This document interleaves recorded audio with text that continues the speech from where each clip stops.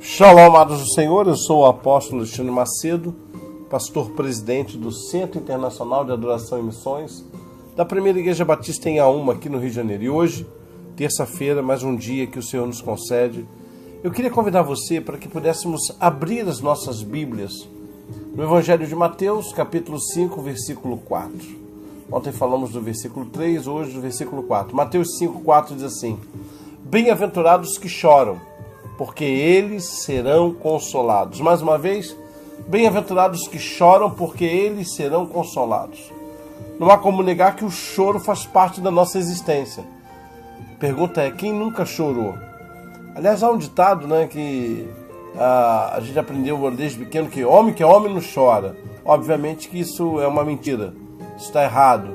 Não é somente as mulheres que choram, os homens também choram. As crianças choram, os adolescentes choram, os jovens choram, os idosos choram, todos choram. E motivos para chorar é que não falta. Nós choramos por causa do luto, nós choramos por causa da dor física, da dor emocional, choramos por conta das frustrações, choramos por compaixão, choramos por conta das derrotas. E aí não tem jeito. Nós temos motivos e mais motivos para chorar. Então, é óbvio que o choro faz parte da nossa experiência de vida. Mas para nós sabemos que o choro pode durar uma noite inteira, mas a alegria vem pela manhã, como diz o Salmo 30, versículo 5.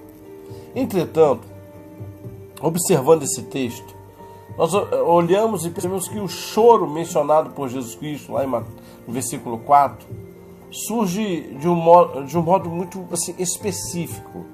É interessante porque ontem eu falei sobre essa humildade, essa dependência, essa pobreza de espírito. Não é aquilo que a gente está pensando como pensava anteriormente, não.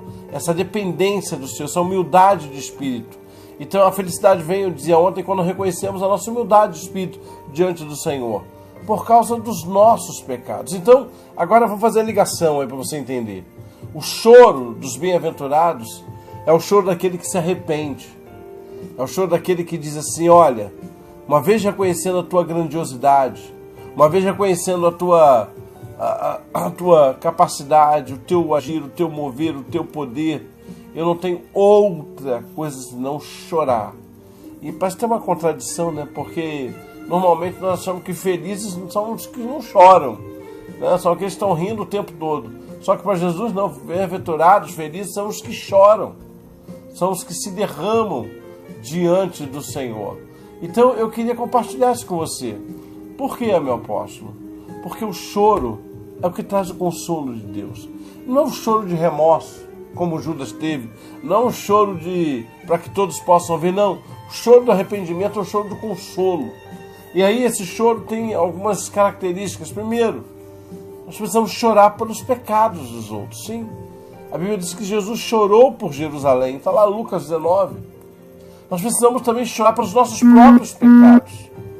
Nós temos que ser sinceros diante do Senhor e dizer para o Senhor: Senhor, eu me arrependo de ter feito isso, eu me arrependo de ter tomado aquela decisão, Senhor, eu me arrependo de ter falado o que eu falei, de ter feito o que eu fiz, de ter agido. E esse choro do bem-aventurado não é um choro, é um sinal de uma mudança.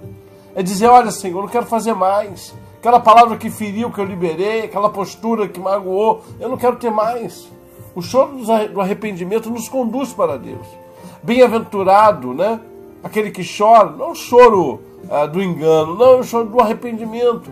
É aquela lágrima que você derrama dizendo: Senhor, me muda. Nós choramos por a morte de uma pessoa querida, quem sabe essa semana mesmo você já teve de fazer chorar, semana passada. Choramos pelas nossas derrotas, pelas nossas dores. Choramos por catástrofes naturais. Mas quando é que você parou para pensar em chorar? Por exemplo, pelo pecado da nação. Senhor, sara a nossa nação. Quais são as lágrimas que saem do seu rosto? Chorando pela conversão, pela mudança da sua família, pela libertação de um ente querido. Então vamos orar ao Senhor e clamar para que Ele te conceda um coração sensível, um coração capaz de chorar pelos teus próprios pecados e pelo pecado daquelas pessoas que estão ao teu redor. Vamos fazer isso? Pai, eu te agradeço pelo teu cuidado e pela tua visão. Pai, obrigado, porque o Senhor usa o nosso choro para promover o consolo. Senhor, nós choramos pela nossa nação, Pai. Uma nação que anda assolada pela violência. Choramos pelas crianças da Síria, Senhor, que estão sendo dizimadas. Senhor, choramos pelos nossos familiares que ainda não te conhecem. Deus, tenha misericórdia do nosso povo. Tenha misericórdia, Senhor, das pessoas que nós amamos. E que elas possam ter uma experiência contigo de transformação. Em nome de Jesus. Amém e amém.